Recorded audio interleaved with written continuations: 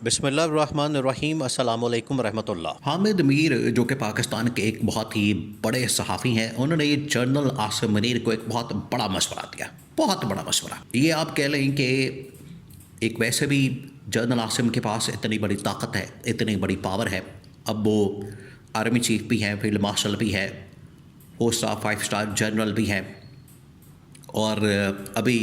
Recently انہیں C D F یعنی کہ چیف آف ڈیفنس فورسز بھی تعینات کر دیا گیا، یعنی آل ان آل اتنی طاقت۔ اس کے باوجود حامد امین نے ہمت کر کے ایک بہت بڑا مشورہ دیا، بہت بڑا۔ یہ جو مشورہ دیا گیا اس کا ایک کانٹیکسٹ ہے، وہ کانٹیکسٹ آپ نے سمجھنا ہے۔ آج کل آپ کو پتہ ہے کہ پاکستان میں جنرل فیض حمید کے متعلق اس وقت ایک طوفان برپا ہے، طوفان۔ ہر بندہ آ کے جس کا جو دل کرتا ہے، کسی کی مرغی چوری ہوگی، بھینس چوری ہو گئی، سائیکل چوری ہوگی، اس کا الزام بھی آ کے وہ جنرل فیض حمید کے پر ڈال رہا ہے، کیونکہ وہ اس وقت سلاخوں کے پیچھے ہیں، بند ہیں، پابند ہیں، جیل کے اندر موجود ہیں، 14 سال کی قید کا ان کو سامنا ہے، سزا کا سامنا ہے، جس کی وجہ سے کچھ لوگ آ کے باتیں کر رہے ہیں۔ اب اس کے اوپر حامد میر کی جانب سے بات کی گئی۔ حامد میر نے کہا کہ میرا اس وقت آرمی چیف کو، فیلڈ مارشل کو، جنرل عاصم کو مشورہ پیغام ہے کہ اگر آپ آج احتساب کی وہ بات کرتے ہیں، سزا و جزا کی بات کرتے ہیں، اکاؤنٹیبلٹی کی بات کرتے ہیں، اگر آج صحیح معنوں میں وہ احتساب کرنا چاہتے ہیں، حساب کتاب کرنا چاہتے ہیں، تو سب سے پہلے یہ جو جنرل فیض حمید والا مائنڈ سیٹ ہے، اس کو آپ نے ٹھیک کرنا ہے، اس کو کلیئر کرنا ہے، اس کا آپ نے بندوبست کرنا ہے، اہتمام کرنا ہے۔ اگر آپ یہ والا بندوبست کر لیں گے، اہتمام کر لیں گے، اس کو ٹھیک کر لیں گے،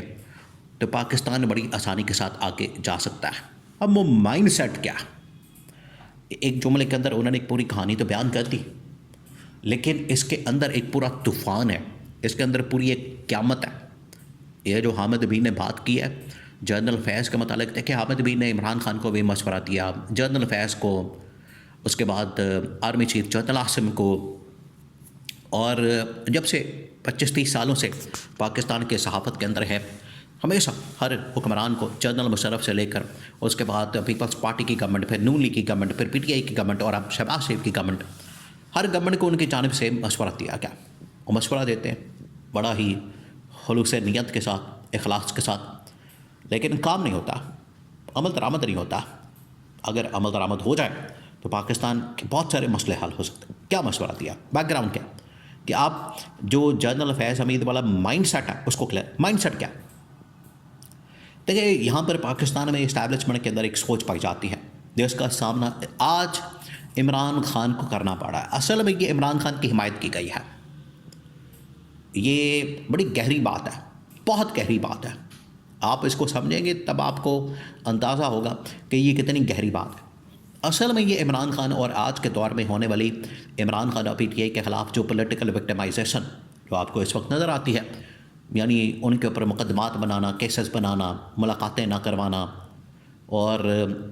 ایک جیل سے دوسری جیل منتقل کرنا، آئسولیشن میں رکھنا، یہ تمام چیزیں، اور پی ٹی آئی کے اوپر کریک ڈاؤن، پکڑ دکڑ، پرچے، مقدمات، اور پتہ نہیں کیا کیا، یہ وہ تمام چیزیں ہیں جو کہ آپ کو نظر آ رہی ہیں آج کے دور میں۔ اور اس کے پیچھے کیا کام کر رہا ہے؟ اس کے پیچھے وہی فیض حمید مائنڈ سیٹ کام کر رہا ہے۔ یہ ہے اصل میں حامد امیر کی سوچ، جس طرح وہ توجہ دلانا چاہتے ہیں، اور وہ چاہتے ہیں کہ اس طرف توجہ کریں تاکہ ملک کے اندر یہ جو اس وقت سوچ پائی جاتی ہے، اپروچ ہے، مائنڈ سیٹ ہے، یہ ختم ہو۔ اور وہ جنرل عاصم کو مشورہ دیا انہوں نے کہا ہے کہ آپ اس مائنڈ سیٹ کو ختم کریں جو آج بھی پایا جاتا ہے، اور اس میں اس کا شکار ہو رہے ہیں پی ٹی آئی اور عمران خان۔ یہ مائنڈ سیٹ جب عمران خان کا دور تھا، اور اس سے پہلے نون لیگ اور پیپلز پارٹی کا، چاروں پچھلے دور آپ اٹھا کے دیکھیں، پچھلے تقریباً کوئی 20 سال کی سیاست میں، اور ایون کے جنرل مشرف کا دور بھی ڈال لیں، ہوتا کیا؟ ایک گورنمنٹ آتی ہے، ایک اپوزیشن ہوتی ہے، گورنمنٹ اسٹیبلشمنٹ اپنے ساتھ مل جاتے ہیں، اور مل کے یہ کیا کرتے ہیں، اپوزیشن کے اوپر دھاوا بول دیتے ہیں، اپوزیشن کے خلاف پولیٹیکل وکٹمائزیشن کرتے ہیں، اپوزیشن کے خلاف کیسز اور مقدمات بناتے ہیں، اپوزیشن کے خلاف کریک ڈاؤن کرتے ہیں، پکڑ دکڑ کرتے ہیں، اپوزیشن کے اوپر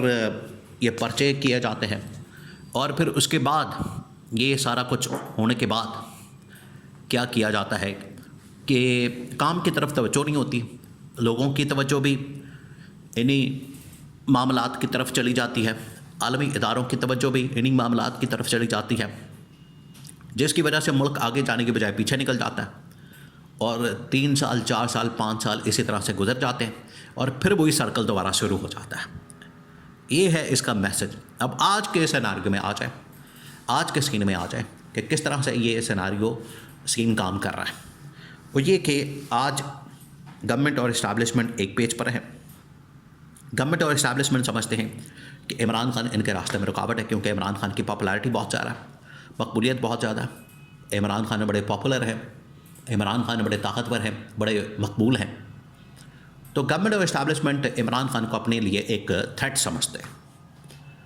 جس کی وجہ سے انہوں نے پہلے پارٹی کے اوپر حملہ کیا، پارٹی کو توڑا، لوگوں کو توڑا، پھر پارٹی کا سمبل ان سے چھینا، پھر الیکشن کے اندر ان کے امیدواروں کو چھینا، ان کو آزاد ڈکلیئر کیا، پھر عمران خان کے اوپر کیسز اور مقدمات بنائے، عمران خان کو جیل میں ڈالا۔ تو یہ آج جو آپ کو سیریز آف ایونٹس ابھی جو بتائے اور پچھلے 2.5 سالوں میں جو آپ دیکھ رہے ہیں، وہ یہ ہیں معاملات، اور یہ ہے وہ مائنڈ سیٹ جنرل فیض کا، جنرل فیض حمید مائنڈ سیٹ۔ کسی بھی شخص کو پکڑ کے اسے جیل میں ڈال کے اس کو سزا سنا کے اسے قید کر کے آپ اسے کوئی فائدہ نہیں حاصل کر سکتے۔ وقتی طور پر ہو سکتا ہے آپ کی ذاتی انا کی تسکین ہو جائے، آپ اسے خوش ہو جائے، لیکن جتنی دیر تک آپ اس میں اگر اس مائنڈ سیٹ کو نہیں ختم کرتے،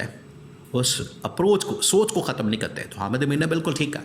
کہ اتنی دیر تک مسئلے کا حل نہیں نکل سکتا۔ تو یہ مائنڈ سیٹ اور اپروچ اور سوچ آج بھی موجود ہے۔ جتنی دیر تک یہ ختم نہیں ہوگی اتنی دیر تک آپ اس سائیکل سے، آپ اس سرکل سے باہر نہیں نکل سکتے۔ تو یہاں سے نکالنے کے لیے، سائیکل ختم کرنے کے لیے اور ملک کو آگے بڑھانے کے لیے، بجائے اس کے کہ وہی 5 سال لگائے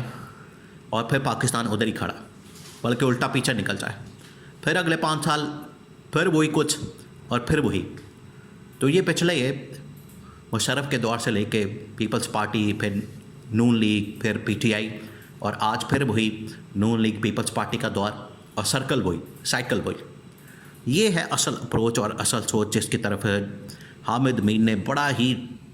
رائٹلی اور بڑی ہی زبردست موقع کے اوپر، ٹائمنگ کے اوپر انہوں نے پوائنٹ آؤٹ کیا، بڑے ہی زبردست ٹائم کے اوپر۔ اور یہ ایسا ٹائم ہے کہ جہاں پاکستان ٹیک آف کر سکتا ہے، آگے جا سکتا ہے، اور اگر اس مشورے کے اوپر عمل درآمد نہیں کیا جاتا، اس کے اوپر کام نہیں کیا جاتا، تو پاکستان پھر اسی دائرے میں، سرکل میں گھومتا رہے گا، اور یہ واپسی کا یا پیچھے جانے کا سفر جاری رہے گا۔